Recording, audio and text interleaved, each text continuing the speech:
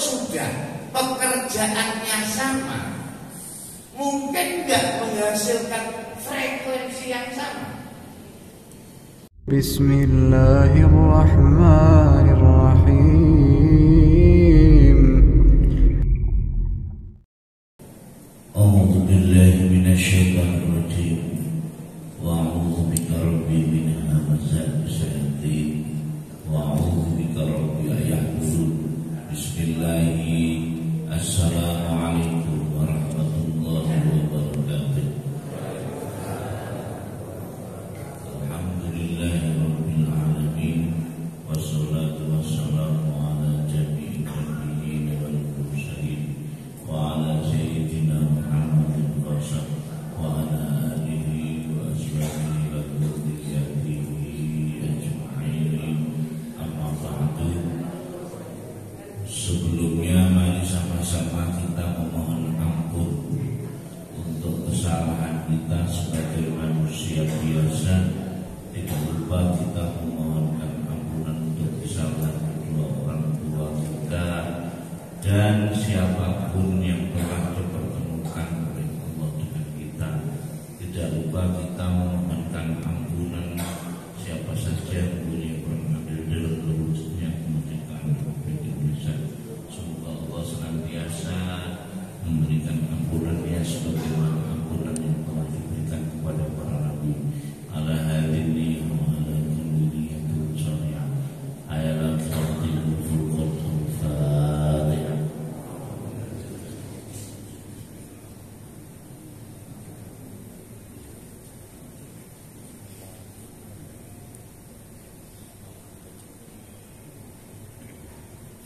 Kifayah. Bagaimana kabar Bapak Ibu jamaah Iman Alhamdulillah sehatnya? Alhamdulillah. Baik, pada pagi hari ini karena ini adalah waktunya untuk menjelang Ramadan. Biasanya bulan-bulan ini adalah dulu peristiwanya Isra Mi'raj Nabi Muhammad SAW.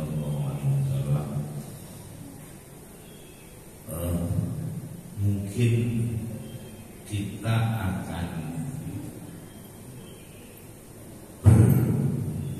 berbicara tentang Isra terlebih dahulu, kemudian Mi'raj. Karena selama ini sudah menjadikan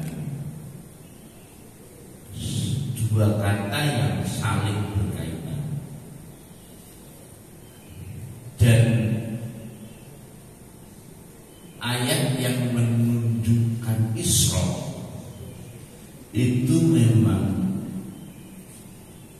cuma satu ayat, yang ayat itu memang secara tekstual, secara kontekstual itu menunjukkan bahwa bahwa Allah memperjalankan hambanya. Jadi kalau memperjalankan hambanya, berarti panjenengan kalau kehambaannya masih tertanam di dalam diri kita masing-masing, maka berpeluang untuk diperjalankan oleh Allah Subhanahu wa ta'ala. Maka banyak kita menemukan statement para ulama, alhamdulillah saya diperjalankan di sini. Nah, itu dalam bahasa Arab disebut Isra. Kalau kita lihat di surat 17 ayat 1, Subhanallahu billahi minasyaitonir rajim. Bismillahirrahmanirrahim. Subhanalladzi asra bi 'abdihi lailan minal masjidil haram ila masjidil aqsa alladzi barakna haulahu linuriyahu min ayatina innahu huwas sami'ul basir. Secara etimologi yang tersurat adalah Subhanalladzi asra bi 'abdi. Allah telah memperjalankan hambanya,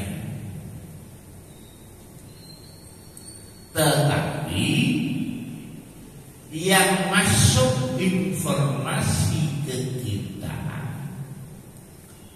bahwa yang diperjalankan oleh Allah mungkin di informasi yang masuk itu hanya Nabi Muhammad Sallallahu Alaihi Wasallam.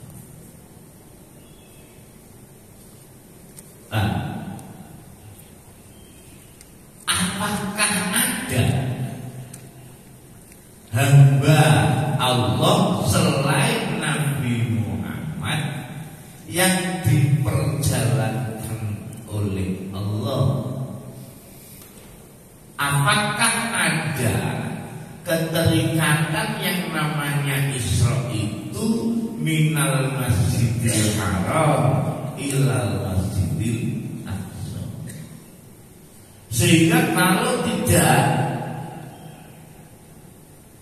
ada masjidil haram, kalau tidak ada masjidil aqsa, maka belum dikatakan Isra ataupun di perjalanan. Nah, sekarang berarti kita harus tahu apa sih sebenarnya Masjidil Haram sama Masjidil Aqsa.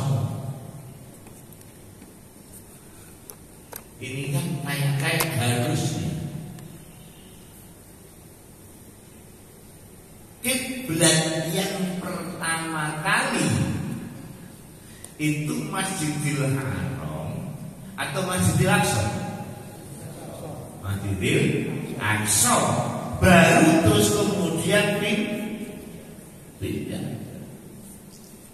Tapi perjalanannya kenapa kok dari Masjidil Haram ke Masjidil Aqsa?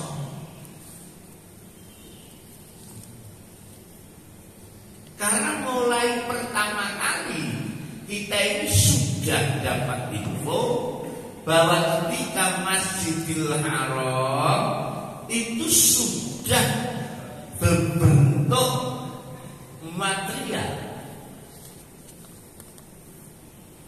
bahwa masjid memang tempat sujud, tetapi haram itu adalah sifatnya minal masjidil haram.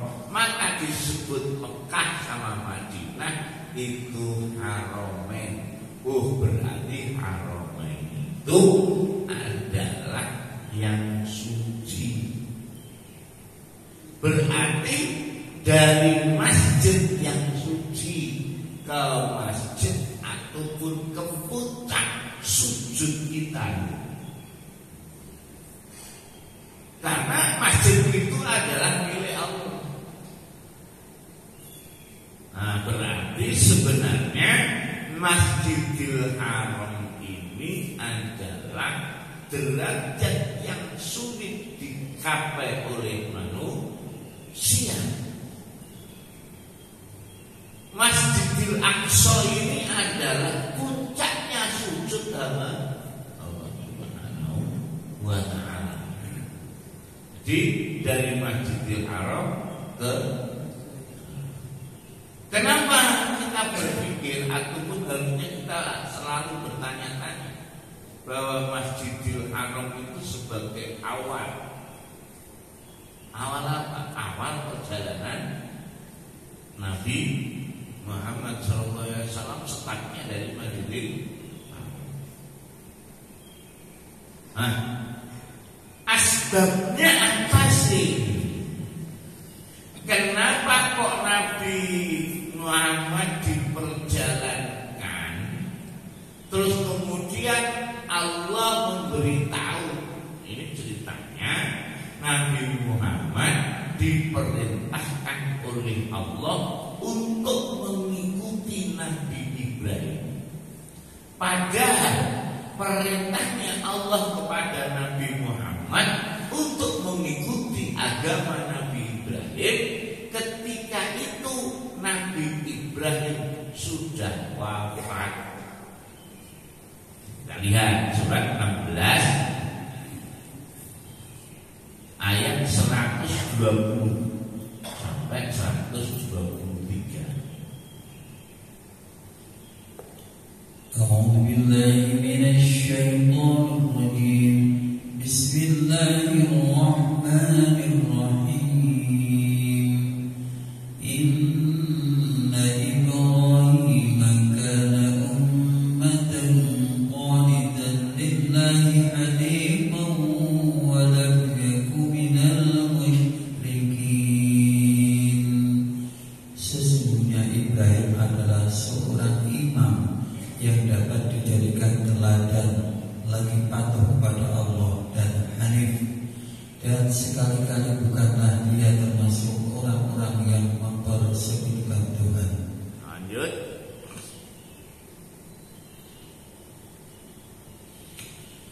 Syakirun li'an'amih ijtabahu wa hadahu ila siratin mustaqim. Lagi yang mensyukuri nikmat-nikmat Allah. Allah telah memilihnya dan menunjukinya kepada jalan yang lurus. Lanjut. Wa atainahu fid dunya hasanah wa innahu fil akhirati laminas shalihin. Dan kami berikan kepadanya kebaikan di dunia, dan sesungguhnya dia di akhirat benar-benar termasuk orang-orang yang soleh. Thumma awhayna ilaika an ittabi' millata Ibrahim hanifa wa ma kana minal musyrikin. Kemudian kami wahyukan kepadamu Muhammad, ikutilah agama Ibrahim yang seorang yang hanif, dan bukanlah dia termasuk orang-orang yang mempersekutukan Tuhan. Nah, ketika itu Nabi Ibrahim sudah wafat, kemudian Nabi Muhammad diperintahkan untuk mengikutinya. Nah, kira-kira peristiwa Isra itu kira-kira itu berapa tahun setelah Nabi Muhammad diangkat?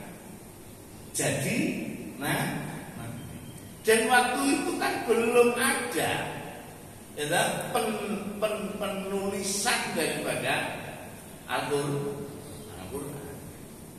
Kira-kira Nabi Muhammad kalau disuruh ngikuti, kalau jenengan sekarang disuruh ngikuti Mbah Yud panjenengan yang panjenengan tidak pernah ketemu, kira-kira gimana?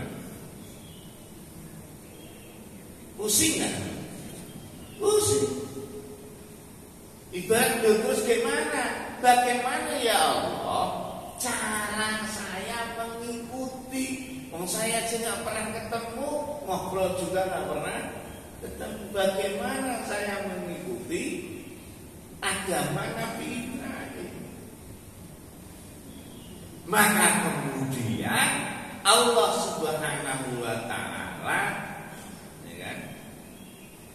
memberikanlah solusi. Kalau bahasa gaulnya, bahasa plek kedekatannya begini, tenang aja man. Saya itu telah memperjalankan hamba-Ku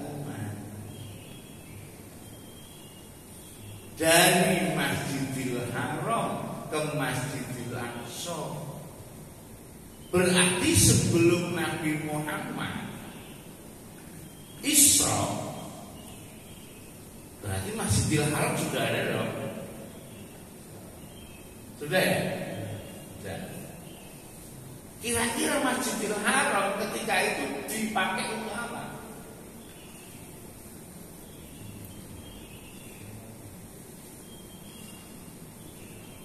Ketika Isra, Nabi Muhammad sudah diperintahkan sholat belum? Belum ya?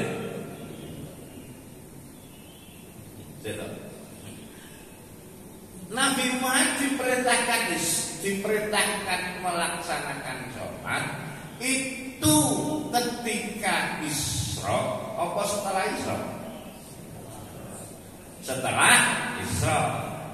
Padahal Isra itu dari Masjidil Haram, belum Mi'raj. Jadi sebelum Isra Mi'raj, Masjidil Haram sudah ada belum? Nah sekarang pertanyaannya, dipakai untuk apa? Ibadah. Oh, jadi nggak dipakai untuk sholat ya? Loh, maksudnya memang secara fisik yang namanya Baitullah sudah ada. Nah, terus kemudian Masjidil Haram itu yang ada di dalam diri panjenengan ketika tempat sujudmu itu suci. Lah panjenengan itu sujudnya tempatnya di mana?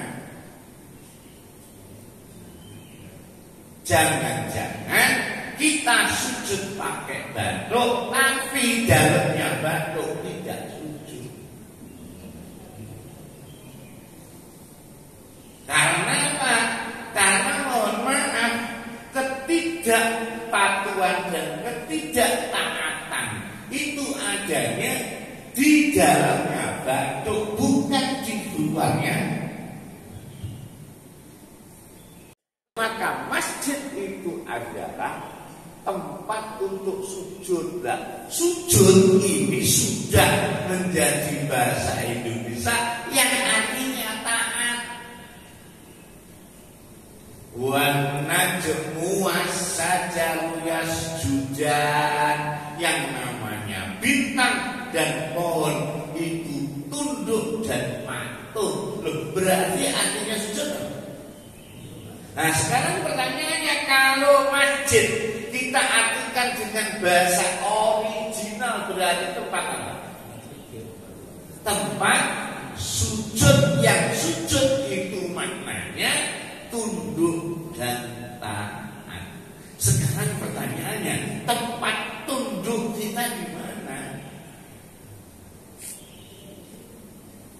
Masjid. Padahal secara fisik itu ketundukannya harus diwujudkan dengan karya nyata, tapi karya nyata ini yang dipengaruhi oleh kepala alias jiwa. Maka kemudian Nabi Muhammad dikasih tahu, "Mat, saya pernah, kan Asra itu telah, saya pernah memperjalankan hambaku." Berarti ada sebelum Nabi Muhammad hamba Allah diperjalankan. Nah, tadi permasalahannya adalah Nabi Muhammad disuruh mengikuti Nabi Ibrahim yang sudah wafat. Kalau kita tarik kesimpulan, berarti Isra itu adalah pertemuannya Nabi Muhammad yang masih apa? Yang masih hidup, ketemu sama Nabi Ibrahim yang sudah wafat. Karena di sini tidak ada, di surat 17 ayat 1 itu tidak ada menyebut nama Nabi itu kan. Subhanalladzi asra bi 'abdihi. Maha suci Allah yang telah memperjalankan hambanya. Ayo, hambanya apa nabinya? Hambanya. Karena selama ini kita ini hanya mendengarkan informasi bahwa yang bertemu dengan para nabi itu hanya Nabi. Sekarang contoh Nabi Isa dengan Nabi Ibrahim itu kira-kira jaraknya berapa tahun? Oke, ini aja. Zamannya Nabi Isa, terus kemudian Nabi Ibrahim. Ketika itu sudah wafat belum Nabi Ibrahim? Ketika diangkat Isa, sudah. Nah sekarang ketika panjenengan dengarkan informasi Isra, ceritanya Nabi Muhammad sampai menjadi imam siapa? Imamnya para nabi, apa imamnya satu nabi toh? Ketika dilaksanakan Pak Nabi kan? Pertanyaannya sekarang, berarti Isa ketemu sama Ibrahim juga? Isa juga ketemu sama.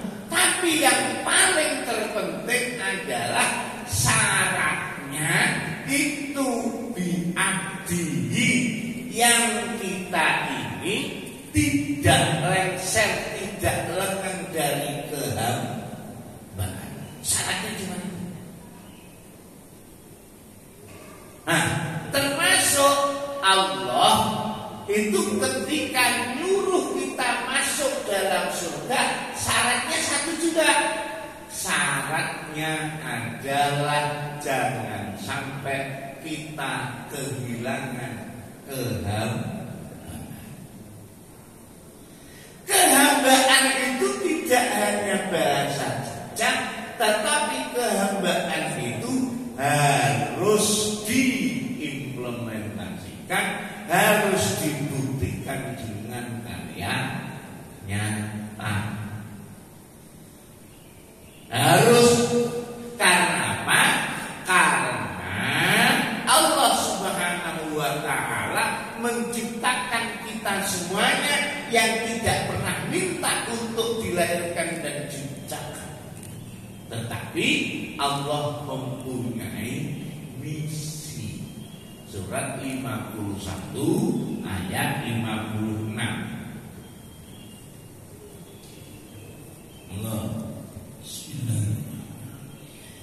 Wa ma khalaqtul jinna wal insa illa liya'budun. Dan aku tidak menciptakan jin dan manusia melainkan supaya mereka menyembahku. Nah, menyembah karena abdun itu artinya abdi, abdun itu artinya kawula, abdun itu artinya hamba. Sekarang kalau itu kata kerja abadaya budu, kata kerjanya menyembah. Tapi kalau abdun jadi seorang hamba. Abdullah artinya apa? Hamba Allah. Sekarang abdun yang artinya hamba, panjenengan jadikan kata kerja jadi gimana? Kata kerja dari hamba itu apa? Menghamba. Nah, sementara ini kalau ada kata-kata ya'bud, itu panjenengan pergi ke mana? Masjid. Ke pasar nggak ada ya'bud.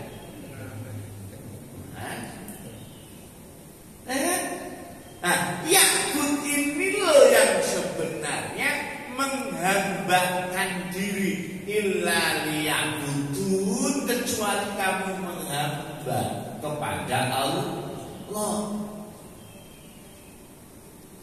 Nah, sekarang menghamba itu harus dibuktikan dengan karya nyata. Kalau kita ini sekarang yang kita lakukan ini adalah sebagai reminding system, jangan-jangan kita lupa dari kisah sampai subuh, jangan-jangan kita lupa akan hal. Apalagi pemilu ini banyak orang lupa jadi hamba. Tapi justru banyak hamba yang menjadi turunan. Ada yang justifikasi, ada yang menyematkan. Ya kan? Nah ini kan sebenarnya wilayah Allah. Maksud saya apa sih ini Isra disampaikan seperti ini? Maksudnya bahwa panjenengan itu sebenarnya juga mempunyai hak untuk mendapatkan ini, asal syaratnya apa? Hamba jangan sampai hilang, apapun profesi, apapun pekerjaan, mau kondisinya gimana, jangan sampai terjadi kehilangan kehambaan. Itu yang kedua adalah bahwa seorang hamba itu harus tahu keinginan Allah. Maka kalau panjenengan lihat original bahasa abdun ataupun yakun, itu artinya wahadahu. Wahadahu wahidu tauhid. Tapi ketika ada kata-kata tauhid itu panjenengan artikan kita ini harus menjadi manusia yang bertauhid. Sementara ini informasi yang masuk tauhid itu maknanya apa? Mengesahkan Allah. Esa itu wahid, apa esa itu ahad?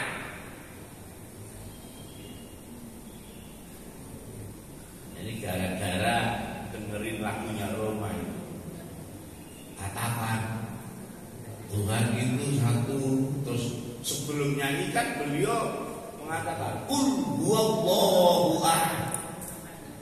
Ahad itu satu apa esa? Satu. Mau satu.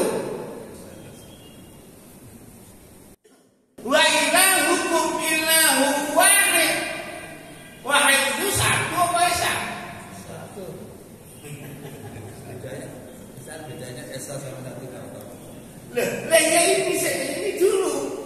Karena kita ini supaya tahu tauhid wahdahu wahidu tauhid itu maknanya apa?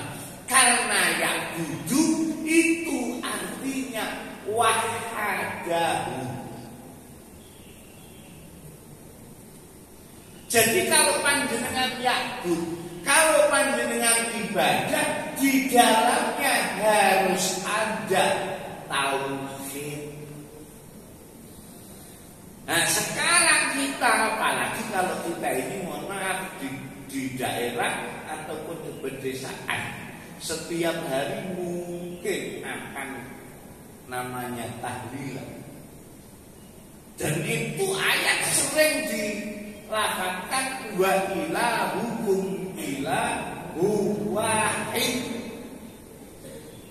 Nah tauhid berarti ini menyatukan ataupun menjadikan Allah satu. Nih ya, secara tekstual termaktub di dalam Quran tauhid itu belum ditemukan dan belum ada. Tetapi bahwa wahid diartikan tauhid. Jadi wahid diartikan tauhid. Coba kita lihat surat 23 ayat 52. Ya, bahasa Arab sudah. Wa inna hadhihi ummatukum ummatan wahidatan wa ana rabbukum fattaqun. Sesungguhnya agama tauhid ini adalah agama kamu semua. Padahal secara tekstual arti ayatnya wa inna hadhihi ummatukum ummatan wahidah. Jadi kan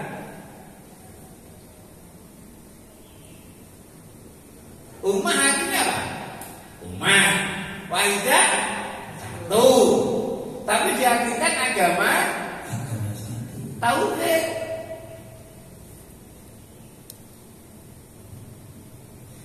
Kalau kata kerja menyatukan, itu dia masuk kata kerja yang butuh objek. Saya menyatukan A, B, C, D. Berarti A, B, C, D jadi apa? Jadi objek. Nah sekarang ketika ada kata-kata tauhid yang panjenengan satukan apa?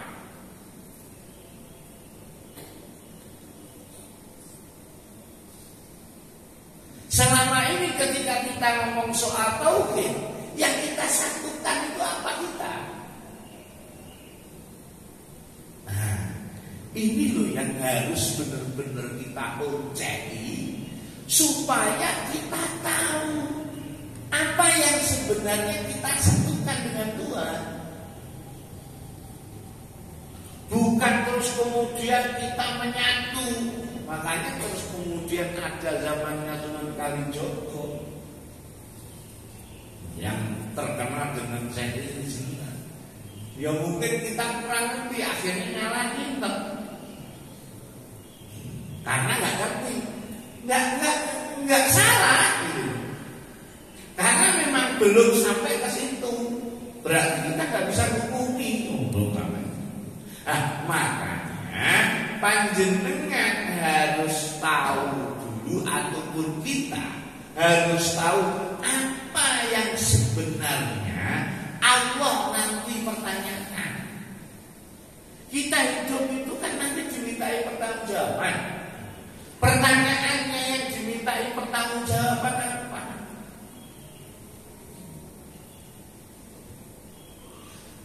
Panjenengan kalau misalkan ngambil hak orang lain, mencuri dengan tangan, yang dimintai pertanggungjawaban apa? Tangan apa kaki? Emang panjenengan bisa ngambil kalau nggak pakai kaki? Benar ya? Ya kalau ngambil nggak pakai kaki terus jalan, emang terus kemudian tangan itu jalan sendiri. Makanya di surat 17 ayat 36 ini loh orang itu mencuri disebabkan komponen ini. Monggo. Bismillahirrahmanirrahim. Wa la taqfu ma laysa laka bihi 'ilm. Inna as-sam'a wal basara wal fu'ada kullu ulaika kana 'anhu mas'ula. Dan janganlah kamu mengikuti apa yang kamu tidak mempunyai pengetahuan tentangnya.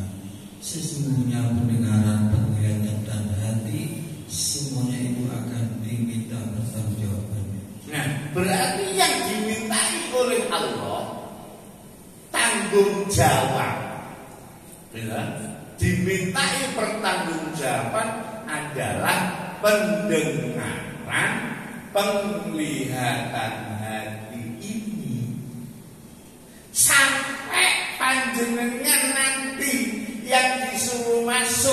surga yo ini. Pertanyaannya, sering nggak kita ini mensucikan 3 komponen ini?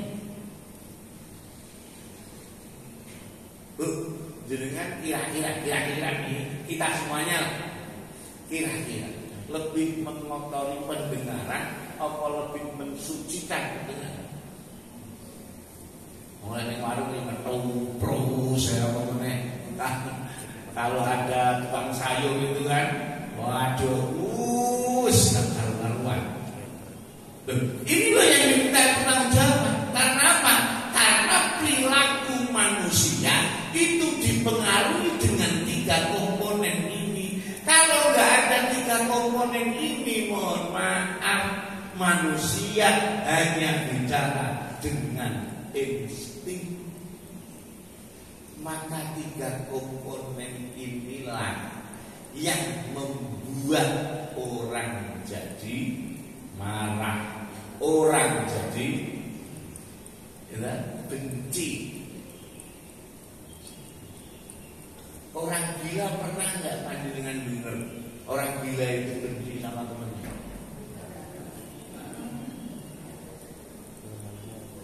Ya gara-gara kalau rumah tangga muanteng ya asli gak benci.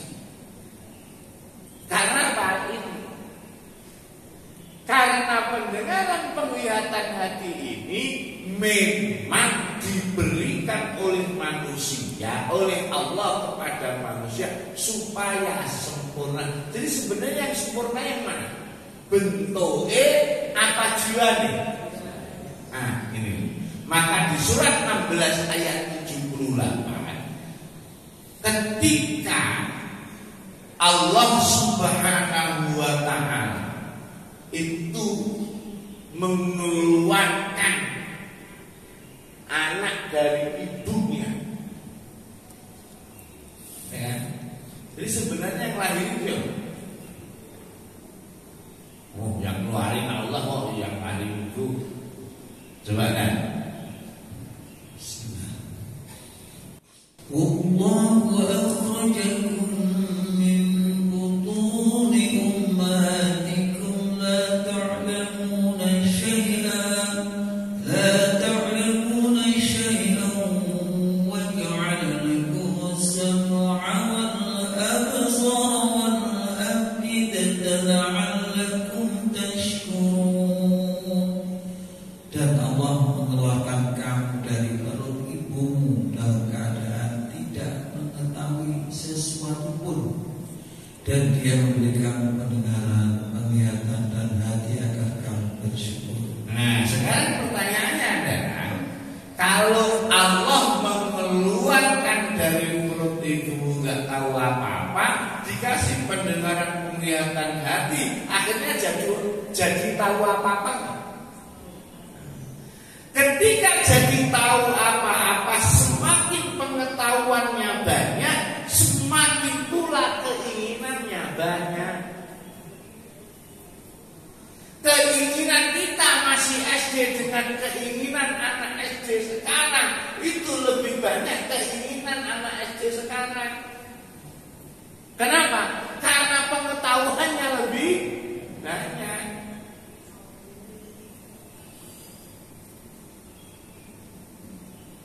Oh, di sini kemudian Allah meniupkan ruh, terus kemudian jiwanya difungsikan. Makanya ketika isroknya Nabi Muhammad, banyak yang nanya, sektara itu yang diisrokkan rohnya apa sekalian jasadnya, kan begitu.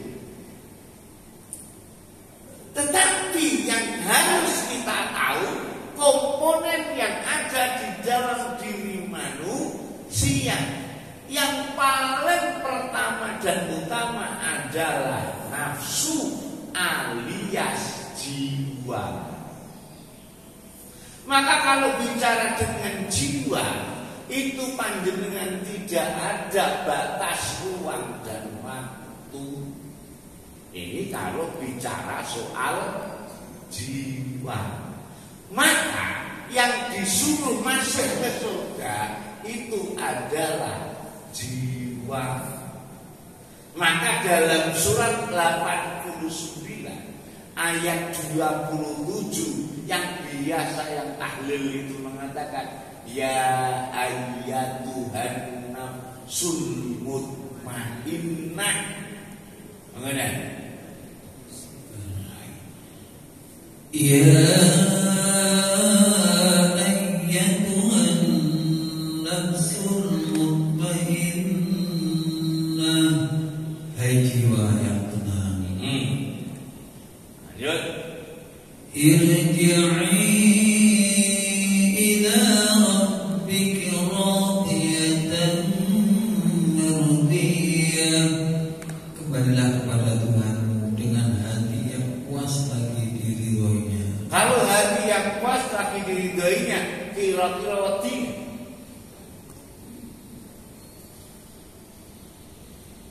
Jadi kalau kita kembali kepada Allah nantinya, atau menghadap kepada Allah, atau bahasa kita dipanggil Tuhan untuk menghadap,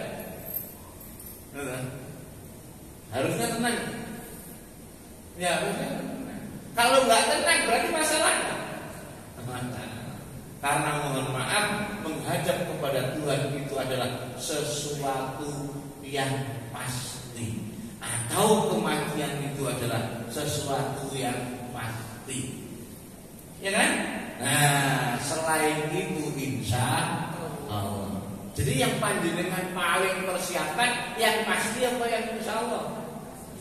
Nah, maka sebelum mati apa yang kita laksanakan ini untuk sebagai bekal ketika kita menghadap. Lanjut. Fadkhuli fi ibadi, maka masuklah ke dalam jamaah hamba-hambaku. Sing pertama syaratnya itu sing penting, pokoknya kehambaan jangan hilang. Nah biasanya yang membuat kehilangan kehambaan itu ilmu, harta, ataupun buruan.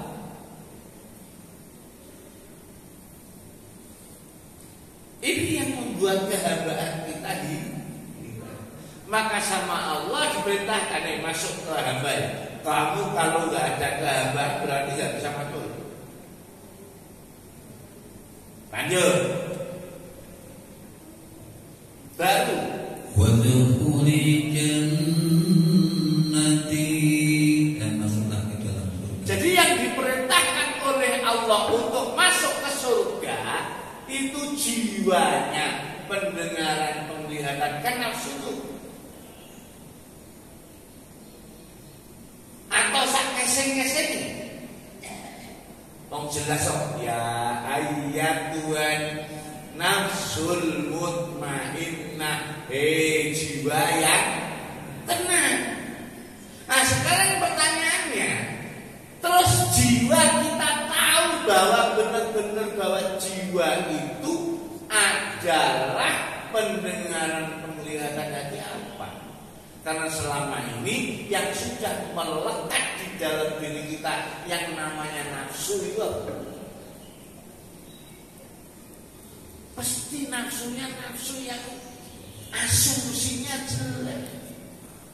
Padahal ada nafsu yang di situ di dalamnya ada rahmat Allah. Maka di surat 12 ayat 53 terbagilah nafsu yang disebut jiwa. Enggak. Wa ma ubarri'u nafsi innan nafsa la'ammaratun bis-su'i illa ma rahima rabbi inna rabbi ghafurur rahim. Dan aku tidak membebaskan diriku dari kesalahan, karena sebenarnya nafsu itu selalu menyuruh kepada kejahatan kecuali Berarti nafsu dibagi dua, nafsu amarah bisu dan nafsu yang dirahmati oleh Allah. Nah, sekarang nafsu yang dirahmati oleh Allah, kalau kita nggak ngerti karena nggak tahu komponennya,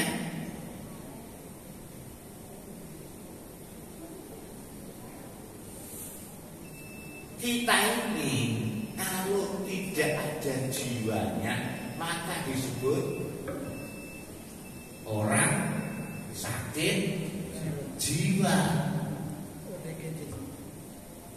Jadi supaya halus saja ODGJ.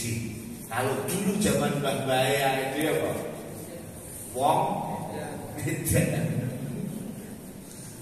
ini kan sekarang bahasa psikologi kok ODGJ itu muncul tahun berapa sih kan? Baru-baru ini kan katanya apa itu namanya istilah untuk orang. Hah? Jadi kalau dulu ya orang ya edan orang. Nah, berarti an-nafsu itu cuma satu, cuma nanti kita terbagi menjadi dua.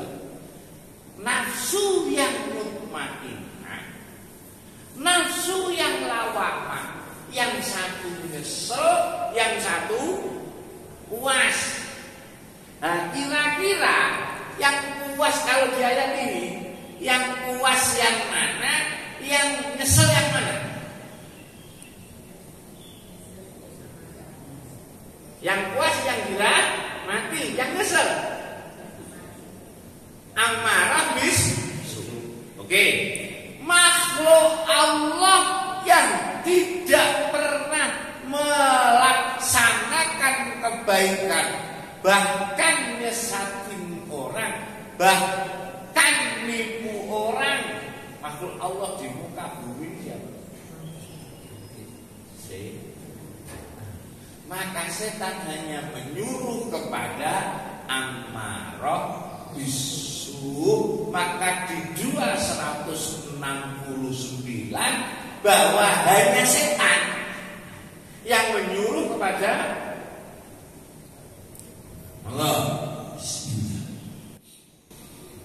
Innama ya'murukum bis-su'i wal fahsya'i wa an taqulu 'ala Allahi ma la ta'lamun. Al-Tasibun. Sesungguhnya setan itu hanya menyuruh kamu berbuat jahat dan keji dan mengatakan terhadap Allah apa yang tidak kamu ketahui. Oke. Diulang lagi ya, 12 ayat 53 tadi. Makna dari amarah bisu. Dan aku tidak membebaskan diriku dari kesalahan karena sesungguhnya nafsu itu selalu menyuruh kepada kejahatan. Yang selalu menyuruh kepada kejahatan siapa? Saya ulang. Ini diulang lagi nih supaya kita penyebabnya amarah bisu itu apa gitu. Ulang lagi ya. 269. Habis itu balik lagi ke situ. Sesungguhnya setan itu hanya menyuruh kamu berbuat jahat. Tahan. Jadi yang menyuruh hanya menyuruh berbuat kejahatan. Melakukan enggak? Nyuruh dong. Sing nglakoni sapa? Ngono gaya ngelek-ngelek setan meneh. Ajane setane, aku cuma ngajak yo. Bener enggak? Hanya nyuruh kok ngerjain. Hanya nyuruh. Sampai pernah denger setan mabuk mendem kaono. Sing ana arek mabuk. Ora ono Bu, setan mabuk. Sing ana. Nah, oke? Hanya menyuruh Nabi di 1253 nafsu yang menyuruh di situ. Amarah bisu ini apa? Selalu ternyata nafsu ini dikuasai oleh setan. Maka kalau oleh setan ditongkrongi oleh setan, ibaratnya kalau bahasa kasar, yo istilahnya setan mau dising ning kono, noyo ning kono, gitu kan? Sehingga ini najis semuanya nafsu tadi. Maka perlu disucikan. Maka terbentuk sebenarnya masjid itu di situ.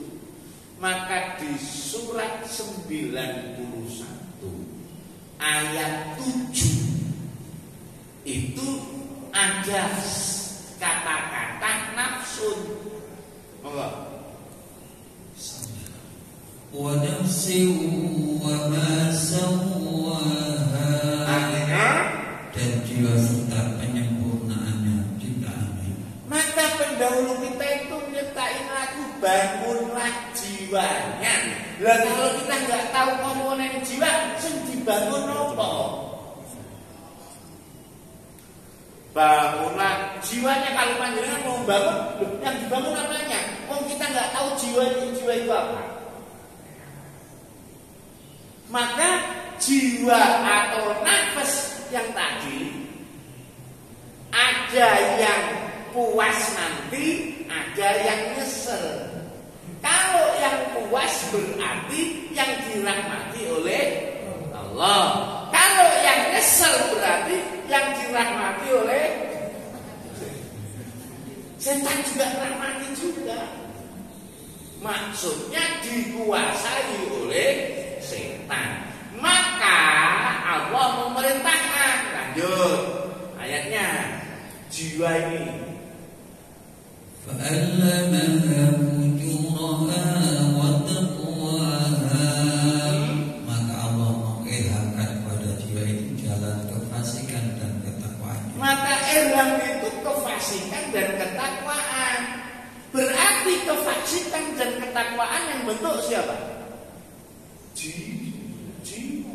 Karena memang diilhamkan oleh Allah kepada jiwa. Lanjut. Qad aflaha man zakkaha. Sesungguhnya beruntunglah orang yang mensucikan jiwanya. Tahan pertanyaannya, kapan kita nyucikan jiwa? Selama ini kita nyuci apa? Nyuci kesing alias jasad. Berarti jiwa tadi, kalau kita mensucikan jiwa, jiwa tadi komponennya apa? Pendengaran. Maksudnya kita ini disuruh ngusap kuping, sunah kuping, itu Bu. Mensucikan jiwa karena jiwa itu pendengaran. Tapi kuping ini bukan pendengaran, kuping ini alat. Disuruh mensucikan kupingnya, apa fungsinya? Fungsi. Jadi sebenarnya panjenengan dikasih simbol mensucikan jiwa. Apa? Nah, Bu, sementara ini kita ketika nyuciin kuping itu, ketika panjenengan wudu, panjenengan sedang ngapain? Bersihin kotoran kuping. Apa bersihin kotoran yang kita dengar? Harusnya itu. Nah, selama ini kita uyak-uyak sini, lo nggak apa-apa memang ini kok kotor. Tapi kotoran yang ada di kuping ini simbol dari kotoran yang masuk melalui pendengaran. Karena apa? Harus ada suci. Kemudian penglihatan, maka panjenengan basuh sampai terus kemudian dan mensucikan hati. Maka beruntunglah orang yang mensucikan jiwanya. Itu kalau nafsu tadi apa yang dirahmati oleh Allah. Lanjut. wa qad khaba man dassaha, dan sesungguhnya merugilah orang yang mengotorinya. Nah sekarang pertanyaannya, kalau mengotori dengan apa? Maka kita harus memodifikasi tadi nafsu yang nyesel dan nafsu yang puas. Kalau nafsu yang puas karena dirahmati Allah. Kalau nafsu yang nyesel itu dirahmati yang dikuasai oleh siapa? Kodifikasi aja kerjaan setan. Kodifikasikan, kita mengkodifikasi, mengidentifikasi mana sih sing kira-kira kerjaan setan. Karena mohon maaf, dari input pendengaran penglihatan hati, maka keluar output dari kita. Outputnya apa? Maka di surat Kiamat 75 ayat 2, ya, itu ketika kita kembali kepada Allah dalam keadaan nyesel. Bismillah. Wala uqsimu bin nafsil lawwamah, dan aku bersumpah dengan jiwa yang amat menyesali dirinya sendiri. Amat menyesali sendiri. Kenapa? Karena nafsunya itu dikuasai oleh setan. Maka Nabi Muhammad mendapatkan Isra. Kira-kira setelah proses pensucian jiwa enggak? Makanya proses pensucian jiwa ini sebenarnya Nabi Muhammad sudah mengaplikasikan namanya rukun Islam. Sih begitu. Nabi Muhammad itu puasa. Ya, sebelum jadi nabi atau puasa setelah diangkat jadi nabi?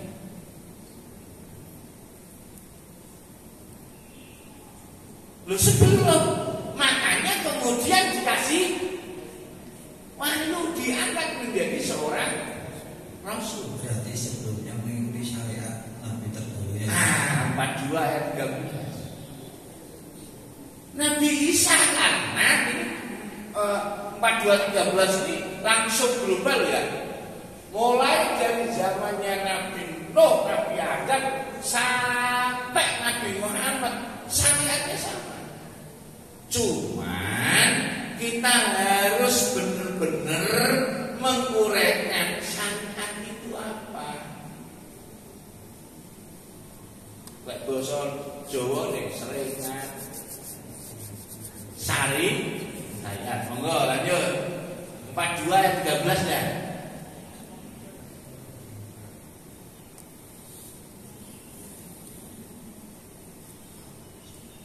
Syara'a lakum minad dini ma wassa bihi Nuhan walladzi awhayna ilaika wa ma wassayna bihi Ibrahim wa Musa wa Isa an aqimu ad-dina wa la tatafarraqu fihi kabura 'ala al-mushrikeena ma tad'uuhum ilayhi Allahu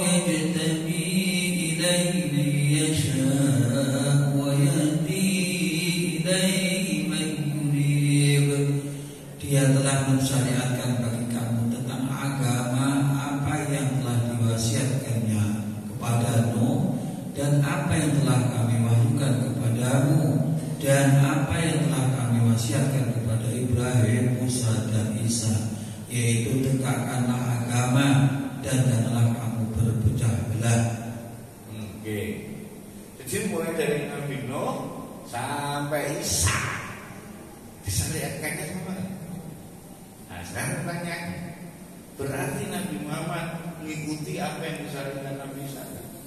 Surat 19 ayat 30, 31, 32.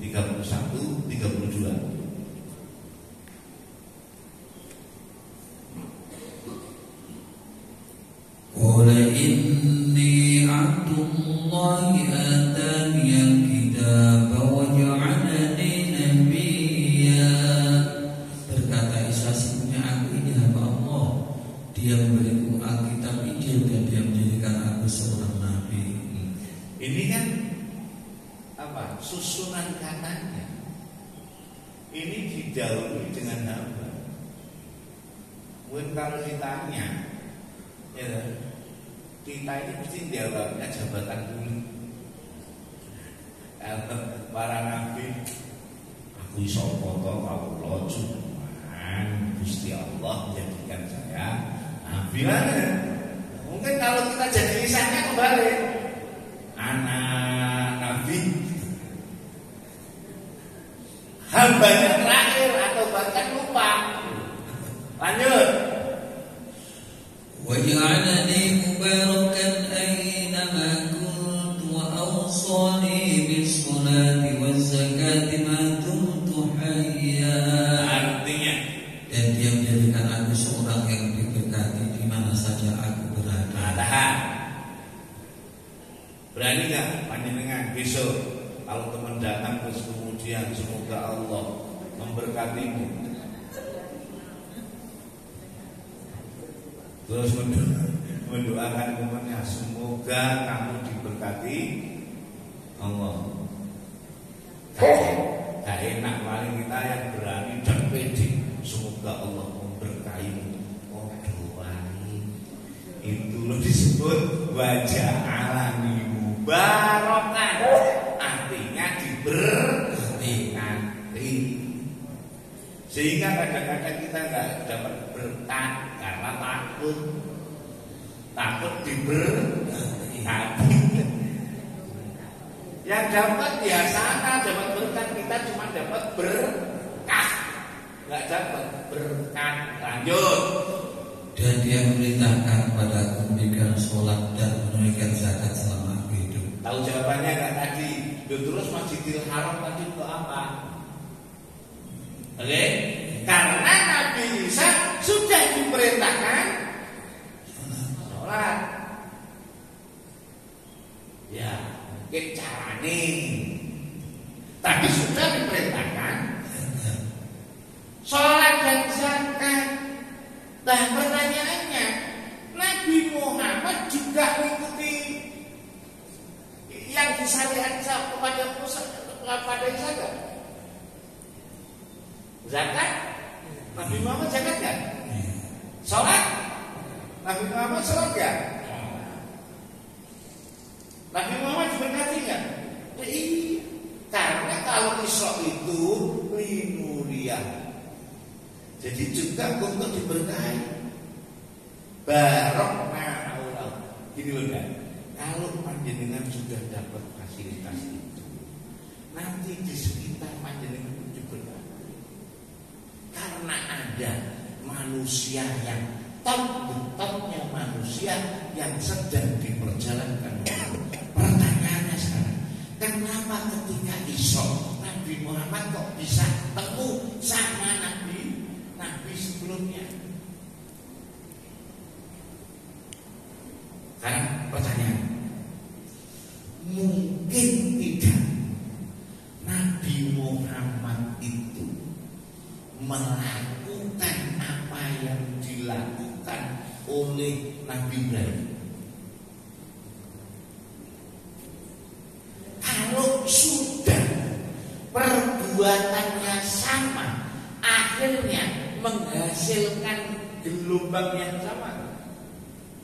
Kalau sudah pekerjaannya sama, mungkin nggak menghasilkan frekuensi yang sama. Oke, mungkin enggak. Kalau Nabi Muhammad sudah takdir ke, kalau sekarang bahasa sekarang, bahasanya sudah 7G, bukan 5G lagi, 7G. Kemudian Nabi Ibrahim 7G, bisa masuk gak ke? Tapi lek panjenengan masih 3G, kok mau masuk ke 7G? Loh, itu kunci. Nah, itulah yang dimaksud barzakh. Artinya dinding, batas. Tapi kalau panjenengan sudah upgrade, makanya kalau ini statement pendahulu, nanti kalau malam Jumat bapakmu itu kolole. Oke? Ya karena yang sudah wafat, kalau saya ibaratkan signal tadi, dia sudah 7G kita. 3G. Kalau 7G masuk ke 3G support enggak? Saya ulang. 7G masuk ke 3G support enggak? Support. Tapi kalau 3G masuk ke 7G, ya lolak karo. Loading suwi.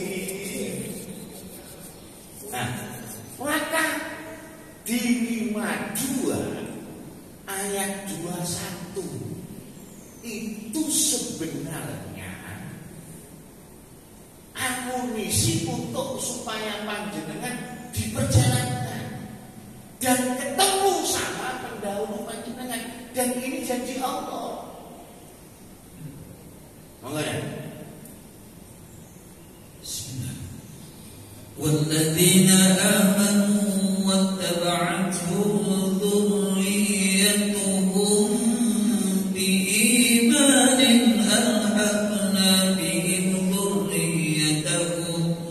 ألحقنا بهم ذريتهم وما ألتناهم من عملهم من شيء كل امرئ بما كسب رهين. Dan orang-orang yang beriman. Nah dulu, dan orang-orang yang beriman berarti siapa? Pendahulu. Lanjut. Dan yang anak cucu mereka mengikuti mereka. Bagaimana? Terus anak cucunya mengikuti. Makanya tadi Nabi Muhammad disuruh mengikuti siapa? Ibrahim dalam keimanan. Lanjut. Kami hubungkan anak cucu mereka dengan mereka. Maka anak cucu mereka ataupun pendahulu kita dihubungkan oleh Allah dengan anak cucu. Ketemu gak? Tapi sing padha imane, yang sama frekuensinya, yang sama sinyalnya, lek wis padha biji yo gak apa-apa. Oke? Lanjut.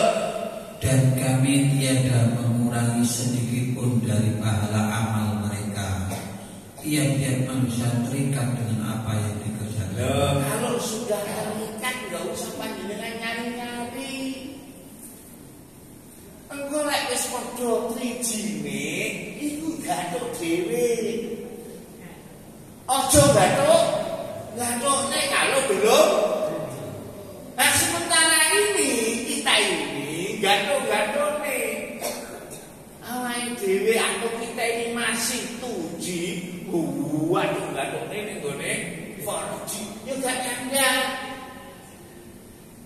Inilah maksudnya bahwa perbuatan setiap manusia terikat dengan perbuatan. Oke? Berarti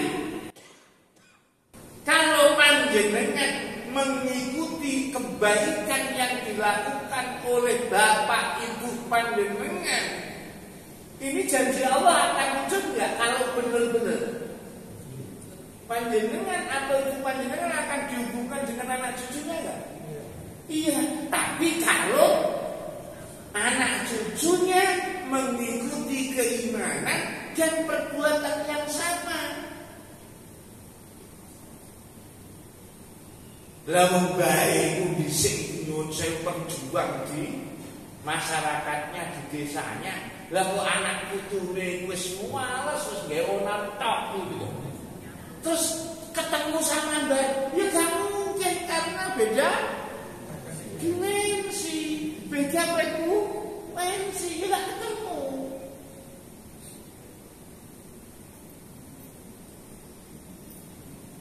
Dan kemudian terikat ini akhirnya dipertemukan, tidak ada kata-kata surga gitu. Ya kan? Tiap itu dari sana mana? Terus ya, dikerjakannya. Terus Al-Hakna sini. Belum. Dan anak cucu mereka, kami hubungkan anak cucu mereka dengan mereka. Jadi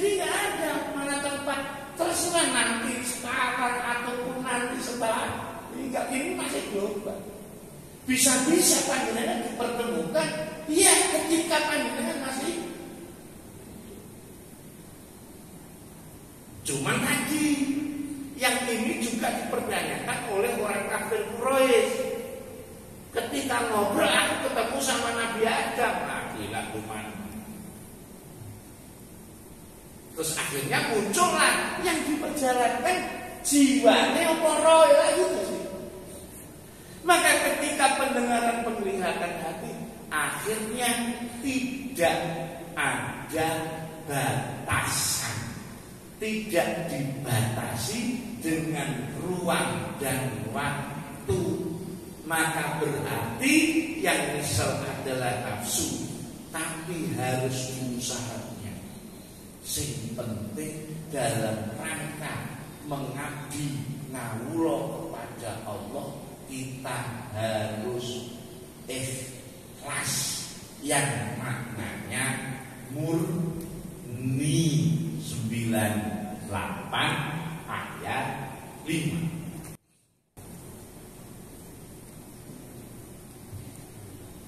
وَمَا أُمِرُوا إِلَّا لِيَعْبُدُوا اللَّهَ مُخْلِصِينَ لَهُ الدِّينَ حُنَفَاءَ وَيُقِيمُوا الصَّلَاةَ وَيُؤْتُوا الزَّكَاةَ وَذَلِكَ دِينُ الْقَيِّمَةِ.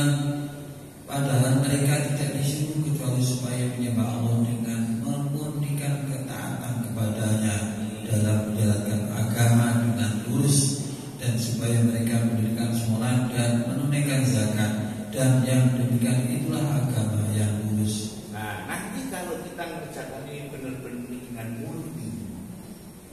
murni yang harus dicampuri, jenengan dikulek emas minta 24 karat, tapi lek nyembah kepada Tuhan nggak mau 24 karat dicampuri karo apa? Terus neko-neko. Keinginan yang masuk sehingga setan menggoda kita. Maka sekali lagi isok ini baru isok, kita harus berpisah antara isok sama mi'raj. Isok adalah supaya panjenengan dihubungkan dengan pendahulu panjenengan, maka kita sinergikan, kita menyatukan keinginan perbuatan pendahulu kita harus sama dengan perbuatan kita, atau kita mencatatkan perbuatan kita dengan perbuatan pendahulu kita. Allahumma amin. Ada pertanyaan? Alhamdulillah ada pertanyaan. Monggo. Assalamualaikum. Waalaikumsalam. Begitu pentingnya sholat Ustaz. Sampai Rasulullah sendiri bertemu dengan Allah. Padahal amalan-amalan yang lain, perintah yang lain itu lewat malaikat Jibril. Kenapa Ustaz? Makasih. Oke. Kalau perintah-perintah yang lain melalui malaikat Jibril, tapi kalau Allah salah. Surat 20 mulai dari 12. Ini kita belajar dari Nabi Musa. Monggo.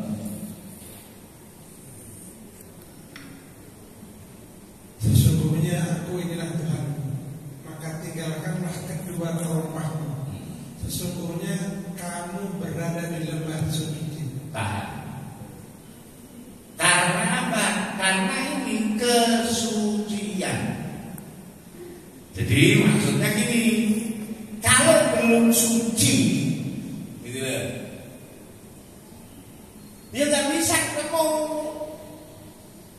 Jadi kenapa sholat ketika mi'raj itu informasinya Allah merintahkan untuk sholat. Sekarang kita balik, loh, kenapa sampai Nabi Muhammad itu kok bisa ketemu sama Allah? Pernah nggak kita bertanya gitu? Pertanyaannya sekarang, mungkin nggak panjenengan ini berjumpa sama Allah? Benar? Karena Nabi ketika sudah mi'raj, makanya Isra dulu baru mi'raj nanti. Nah, sekarang pertanyaannya, panjenengan ketika melakukan apapun ada nggak harapan untuk berjumpa dengan Tuhan? Apa selama ini harapannya panjenengan dikasih balasan yang enak, yang mapan, yang sebagainya? Itulah Bu, kenapa kok ini kita pola pikirnya kita rubah.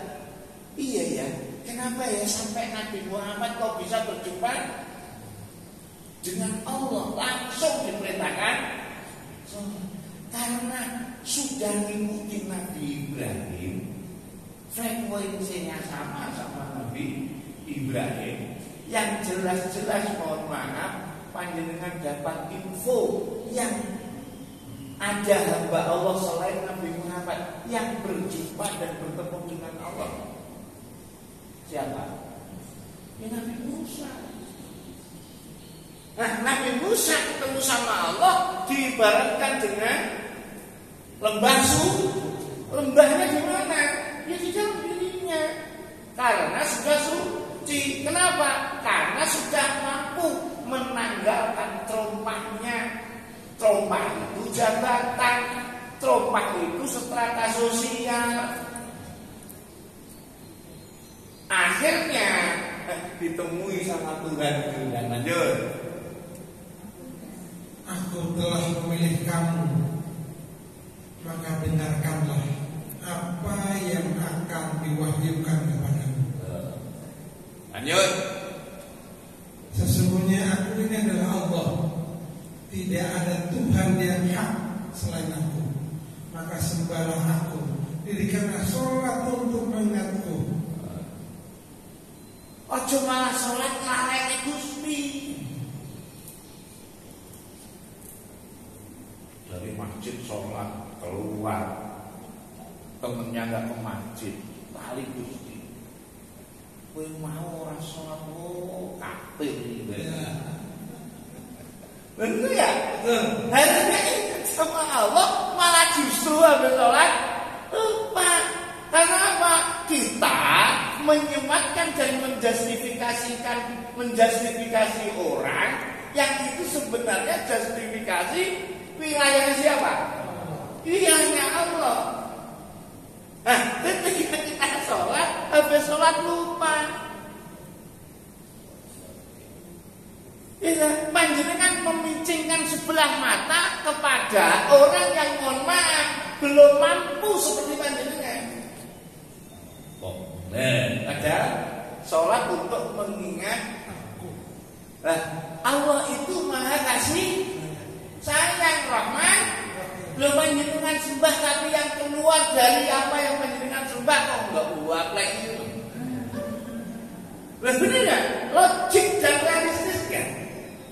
Real enggak banyak orang yang mohon maaf malah justru lupa. Makanya Nabi Muhammad SAW disuruh mengikuti Ibrahim. Ternyata Nabi Ibrahim juga dia lembut hatinya dan penyayang. Maka ayat terakhir, maka Nabi Muhammad sama Nabi Ibrahim itu diperumpamakan dua koin, satu koin yang dua sisi kemana-mana bareng di surat 3 ayat 4. Maka bahasanya Allah smart. Smartnya gimana? Ayo. Sesungguhnya orang yang paling dekat kepada Ibrahim ialah orang-orang yang mengikutinya. Dan Nabi ini Muhammad, karena Nabi Muhammad mengikuti. Pertanyaannya, mungkin nggak panjenengan dekat sama Nabi Ibrahim? Mungkin kalau mengikuti. Sekarang pertanyaannya, mungkin nggak panjenengan dekat sama Nabi Muhammad? Kalau Nabi Muhammad sering nggak ataupun seneng nggak posting ataupun pamer sakti? Nah ini malah umatnya sing pamer sakti mengikuti Nabi Muhammad atau malah justru ngedot Nabi Muhammad? Itu ya. Jadi kita balik nanti kita akan diberi jawaban oleh Allah. Kalau panjenengan balik Nabi Muhammad kok sampai berjumpa dengan Tuhan, maka Nabi Muhammad sebenarnya sedang bertambah lagi. Surah apa ini terakhir kemarin 18 ayat 110 itu gara-garanya Nabi Muhammad melaksanakan sesuatu itu mengharapkan berjumpa dengan Allah. A'udzubillahi minasyaitonirrajim. Katakan, sesungguhnya aku hanya seorang manusia seperti kamu, yang diwahyukan kepadaku bahwa sesungguhnya Tuhan kamu adalah Tuhan yang besar. Barang siapa yang mengharap perjumpaannya dengan Tuhannya, ya, maka hendaklah dia mengerjakan amal soleh. Oh, berarti amal soleh yang dilakukan oleh Nabi Muhammad itu hanya mengharapkan apa? Perjumpaan dengan Allah. Pernah mendengar harap ini?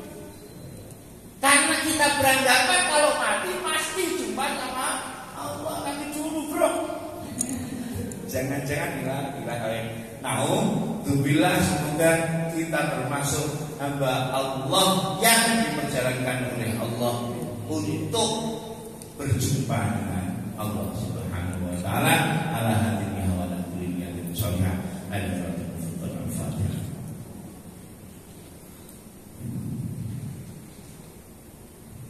Ya Allah, ya Rabb, sucikanlah pendengaran kami, pendengaran anak cucu kami, dan seluruh keluarga kami.